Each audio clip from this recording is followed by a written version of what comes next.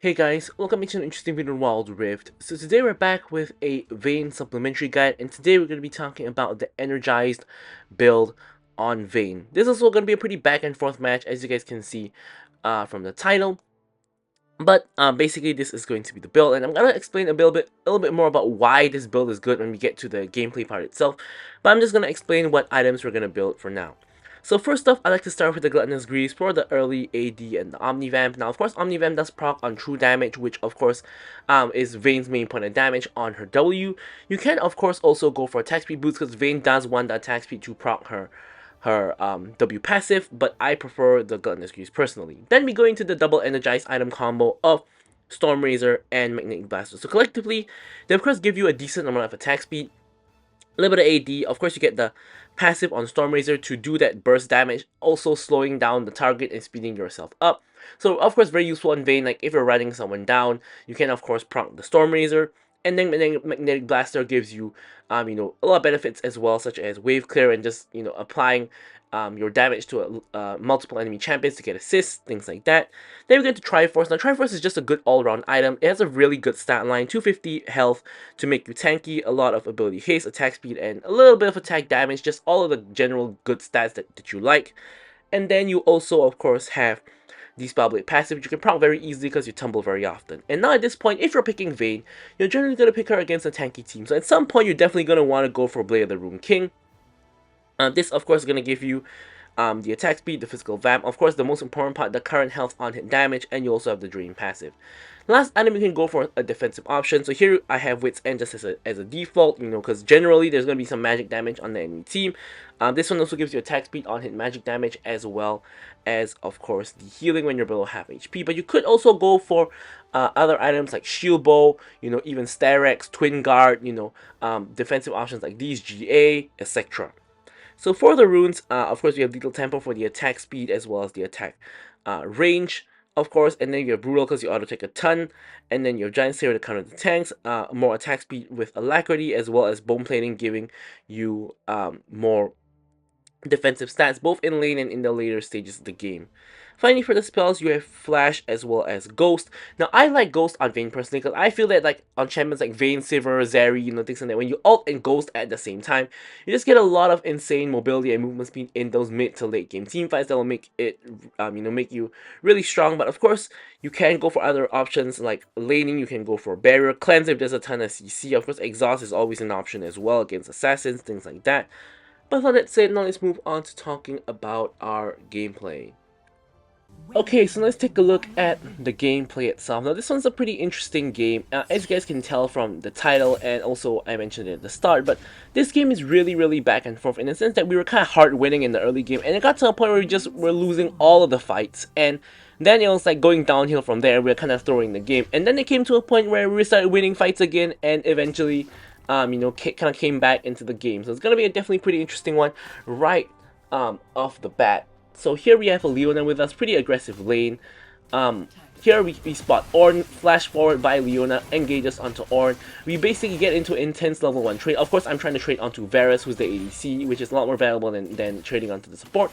I have a full stack Lethal Tempo here, so I'm just trying to maintain my full stacks, but I guess getting one auto off onto one of the enemy champions. However, I'm taking quite a bit of damage.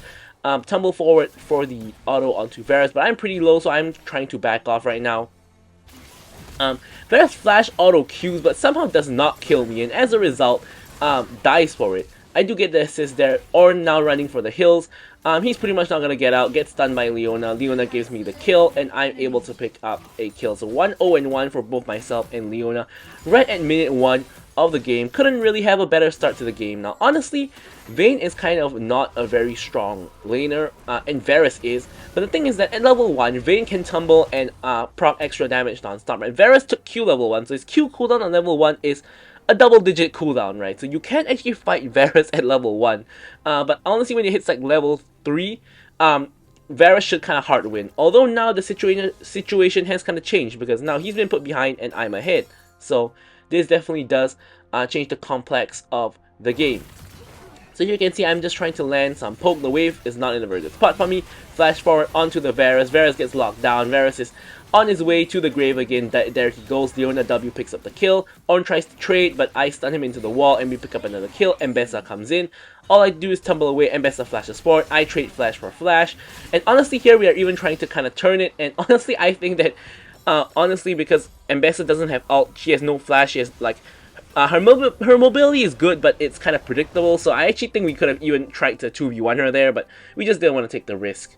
So I'm going to take this opportunity to kind of talk about this energized build and why you're going for it as Vayne.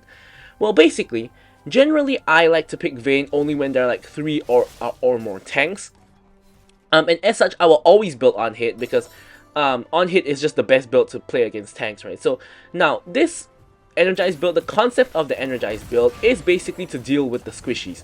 So the logic is you already naturally deal with tanks due to the fact that you already have true damage on your W. So you don't actually really need to kind of build full on hit to deal with tanks. And if there are squishies on the enemy team, building full on hit is actually not amazing against them. So for example, let's say you build like your Bork and your Wit's End as like your first 2 items, and you're 1v1ing like a Draven, you know, for example, you know, that's not really gonna work out very well for you. I mean, honestly, whatever build you go for, kind of not gonna work out for you against Draven. But you know, you guys get my point, which is that against squishies, the on hit build just isn't that great because the current health damage you get from Bork and such is just not very useful against squishies, right? So if you're playing into a game with multiple squishies, which I purposely picked a situation where I'm against 2 tanks and 3 squishies to kind of show off this build, is that with the Stormrazor burst damage, you will actually do a lot of damage to squishies, and furthermore, you will enhance that damage when you build Magnetic Blaster. You also get additional benefits, like the fact that Vayne has trash wave clear, and Magnetic Blaster does give you really good wave clear as Leona goes in on another engage on Varus, and we pick up another kill. Ornn is running for the hills. But as I mentioned, you know, Stormrazor are just really good for the burst damage mainly. I mean, the speed up and the slowdown aspect of Stormrazor is kind of useful, especially if you're running someone down or if you are running away. But really the main point is just that burst damage, which is again going to get increased by Blaster. Now Blaster has kind of 3 purposes, right? Firstly, it gives you attack speed just like any other attack speed item. So that's what Vayne loves. It's an okay item for Vayne. Number 2, it enhances the damage of Stormrazor, which is of course amazing. Number 3, it of course gives you wave clear. Now Vayne has trash wave clears. She can only clear like 1 minute in one go. And with the Magnetic Blaster, you can actually kind of have better wave clear and can, you know, possibly clear wave and rotate faster, you know, things like that. So, you know, that's just really good. And then, of course, as I said, Triforce is just like a stat stick item. And then you still are going to get to a point where tanks are really tanky. That's when you go into Bork and your, you know, on-hit options. So, here, now we're going to go back to discussing the gameplay, now that you guys have understood kind of when and how to build this build. If you're playing Vayne into a game of 4 tanks, you definitely don't want to build this Stormrazor build. You want to go for the normal on-hit build. And this, like, Stormrazor build was actually very popular at one point in time. At one point in time, like, just a couple days ago from when I'm recording this video, like, all 3 of the top players built this particular Stormrazor build. But as of, like, right now, I think only the top 1 Vayne uses this build, but obviously this build is situational, right? It's not something you build every game. So here, Mbessa comes in for the gang, and Leona kind of gets caught out. We try to trade the kill onto Ornn, but we do get exhausted. I'm trying my best to trade onto Ornn, but unfortunately he goes into the bush, and I don't have a ward to put in the bush, and we do eventually die, and I believe Varus gets the shutdown, which is kind of unfortunate here. And this is kind of where it spirals out of control, right? Like, we started the game 3-0 and 2, which is kind of amazing. But I'm not sure how. But Varus has more gold than us, despite the fact that he's 2 and 3. Like, that kind of surprised me even when I was playing the game. Like, where's this guy getting all his farm from? I mean, I'm not really missing any farm, so it must be from, like, the tower plates, I guess. But Varus now has like a 1k gold lead on me, even though I'm 3-1 and 2 and he's 2 and 3, which is just wild. I mean, tower plates are broken, right? So anyways, here Varus is trying to back. We are trying to stop him. He gets engaged on, but he goes unstoppable with the cleanse. Of course, cleanse value is insane when you're playing against Leona. Now here we get into a very awkward situation where I can only hit Ornn and not Varus, right? So now I can finally hit Varus. Varus is just does so much damage that he just kills me 1v1. Because honestly, in this fight, he has lethal tempo Terminus, and I have lethal tempo with Stormrazor. Stormrazor is not a better item than Terminus. I mean, Terminus, you stack your resistances, you stack penetration. You know, you just get a better stat line overall. You get more AD. So Terminus is just a superior item to Stormrazor. So there's no way I'm winning that 1v1 there. even though we were even in items. So kind of goes downhill from there. Once again, we're not able to kill the Ornn, and then Varus is able to get the kill on us. Doesn't even reset, gets the first tower, and now when he finally does reset, which is pretty much right now, he's gonna get an even bigger, gold purchase. Apparently, he only got enough to buy a recurve bow, but that's already 1400 gold. So now we're left with a pretty huge problem, right? So now the issue is that Varus now is really fed, and like he's 1.5k gold up on me. He does insane amounts of damage. However, at the same time, we can't really reach him because of Ornn. So if we focus Ornn, Varus is gonna free hit on us like this. So here we're focusing Ornn. Ornn exhausts us, and here I'm trying to now change the focus to Varus. So Varus is gonna free hit us, but you can see the moment I stop attacking Ornn, Varus now just goes on me and he just kills me, and then he does the same to Leona. So we're in a catch-22 here. If we focus Varus, Ornn's gonna CC us, and then Varus is gonna kill us. If we focus Ornn, Varus is gonna free hit us, and he's gonna kill us as well, because he's just gonna get, so fed to a point where he is already so fed to a point where we basically can't really survive, right? So that is kind of an issue. So we're gonna have to try to find opportunities to kill him where Ornn is not there to protect him, or find opportunities to kill Ornn where Varus is not there to free hit. Situations like that to really kind of get something done, because otherwise it's kind of just not really gonna work out, right? So anyways, regardless, here we gone from 3-0 to now 3-3. So you can see why I mentioned that pretty much the game we were kind of hard winning, and now we're kind of hard losing. And you can see that my team has a 4k gold deficit, against the enemy team.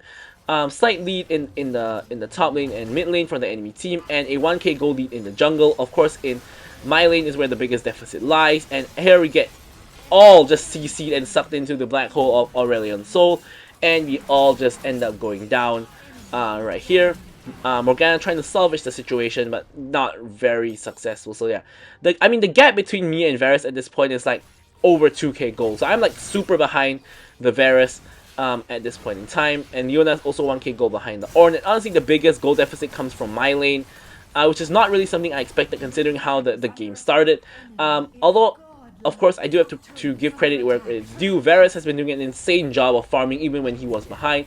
However, he's made a mistake of overextending. So here I'm just focusing Varus, making sure that I get the shutdown here of the 800 gold, and then we're going for Ornn next. I get the kill onto him as well.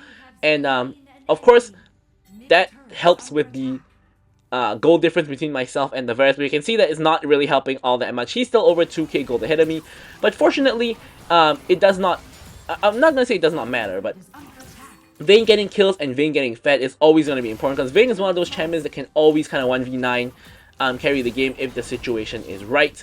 So I'm still, capable of killing anybody on their team. Here we get an objective bounty, and Bessa goes face first into us. We're running her down. She ults me, but doesn't really matter. She doesn't really have backup. We get the kill and shut down on her. Ornn is coming here. I'm going to flash over the Ornn ultimate so that we don't get chain CC with the Varus ulti as well. And here we're running for the hills. Obviously, we don't want to pick a fight with the Varus, especially when we just got 2 shutdowns from Mbessa and Varus, and we also got a kill onto Ornn. Now is prime time for a reset and an item buy. We definitely don't want to be fighting now. So we're just running away, and here we are able to complete our Magnetic Blaster, which again, of course, is going to be very, very helpful for us. So here, there is Dragon being contested by my team. They are trying to zone us off the Dragon, and so far it's kind of breaking out into a little bit of a small skirmish. We have Gwen on the way. Sorry, not Gwen. We have Mbessa on the way. We also have Singed on the way. So here, I can't really hit anybody, so I'm just trying to reposition. Dragon gets taken by the enemy team already. Varus whiffs the ult, so here is prime time to go in. So the fight is split between the top and the bottom. I'm going to the top side of the fight because all of my team is kind of at the top side. So we kill Varus again, we kill Ornn again. Asol is getting caught. And Bessa over the wall is kind of getting chain CC, so we're going to get rid of her. She dies as well, and this is kind of where the game swings over in our situation again. I mean, it started with Varus and Ornn getting picked in the top lane. They lose a lot of momentum, a lot of tempo, and they give me a bunch of gold. And then here I'm kind of using that gold to of course try my best to carry the team. We also of course got the objective bounty on the top lane. We're now going for the mid lane objective bounty. Myself and Morgana. Ornn only just respawning, and Gwen is not really here to stop us, at least not yet. Here she is. to kind of stop us. I'm just ignoring her and just going for the tower. We get the objective bounty there as well. And honestly, at this point, my team is kind of caught up in goal to the enemy team by a significant amount, and objective bounties, of course, do fall off. And now with that successful dragon fight, I mean, we didn't get the dragon, but we did get a successful fight. We do have, you know, a ton of gold to spend, so we are going to base. Here, actually, instead of going for Triforce, I sell my boots and go for magic resist boots into QSS. And the reason I actually go for that is because the enemy team is pretty much almost all magic damage. You have Gwen, who's magic damage, although she does true damage as well. Before we talk about that, let's talk about us attacking Gwen. We get the kill on Gwen. Varus is really low. We get the kill on Varus. Now, Ornn kind of made a mistake here. He stopped healing for Gwen and Varus. He was just going for a CC on the people they were chasing. So there is the mistake from Ornn finally. Now, honestly, if Ornn turned back and CC'd me, there is a good chance that Varus actually kills me there, because Varus, of course, does a ton of damage, and so does Gwen. So Ornn really made a mistake there, of course, by basically only chasing and not peeling. And as a result, you know, we do have the death of his teammates. And here, speaking of death, Ambessa goes on me and shuts me down. Honestly, I was expecting that. I had Flash and QSS. I was trying to time QSS, but clearly I was too late in timing my QSS. And as a result, I do end up just dying, you know, to the Ambessa just like that. Kayn does get the kill on Ambessa and trades it back in the grand scheme of things, though. So yeah, back to the topic of the magic resist boot. So Gwen does true damage, of course, but also does magic damage. Then we have Ambessa, who doesn't do magic damage. We have Aesol, who's of course 100% magic damage, and we have Varus, who's building into Nash's Tooth. So my opinion, of course, is Nash's Tooth is not really built unless you plan on going for magic damage. So I do expect his next item to be a Rift Maker, most likely. So I do expect him to be dealing majority magic damage in the near future. So that's why I'm going for the magic, you know, resist boots. Of course, QSS also very important for Varus, all, you know, Ornn CC, things like that. Now here, Gwen gets super overextended, gets caught out. 2-man stun comes in. I'm able to take her out. I dodge the Ornn engage. I'm able to kill Ornn as well as Varus, and I pick up a double. Now here, honestly, I'm not getting out because I know that the Aesol Rhyelize is going to slow me down, so I'm not going to be able to run away from Ambessa anyway. I try a last-minute desperate flash forward to avoid Ambessa's damage and to kill Aesol before I die. However, unfortunately, what ends up happening is, of course, I'm not able to finish the job, and Aesol just spits in my face and does kill me eventually. However, I do want to point out that we have completed Triforce now, and looking at the goal situation, we've of course come back into the game, both in terms of goal and KDA. We are still like behind Varus, but less than 1,000 gold this time, so huge catch up in terms of my goal, and in terms of the team as well. In general, we are kind of caught up to the enemy team. So the next couple of fights will kind of determine everything. Of course, we have Elder Dragon on the horizon, and we also have Baron and Dragon coming up. Baron is up, of course, Dragon is coming up. So probably the next couple of team fights will kind of determine the game here. Varus is kind of getting caught out, and so here's where I 1v1 the Varus. And this kind of was what I was talking about. This is what this build is for. So here, we 1v1 kill the Varus. Varus is eliminated. His ult does transfer onto me, not important. We're gonna now run down the Gwen and the Ornn. They don't really have anywhere to go. Ornn goes down eventually. Now Ambessa and Aesol are kind of getting caught out as well. QSSing the Aesol damage, and we are able to kill Aesol before we die this time. Ambessa is the last champ standing. We're able to take her out. We're able to take down this inhib, and that should be game. We have a wave in mid. Actually, it's not, because they do have the Nexus shield. So here is where I found things really great. So here, honestly, I was thinking we can't end the game. We gotta go Baron or Dragon. So here, because Nexus shield is way too big, but the enemy team actually surrenders, and I think that's a mistake, because Ornn and Varus are about to spawn, and I do believe that they can defend this with Ornn ulting the minion wave. So I think enemy team made a mistake here by surrendering. I think they still had a good chance to win the game, but this completes kind of the comeback, and we are able to win the game. So I'm gonna leave you guys with the stats here as usual. Thank you guys so much for watching the video, and goodbye.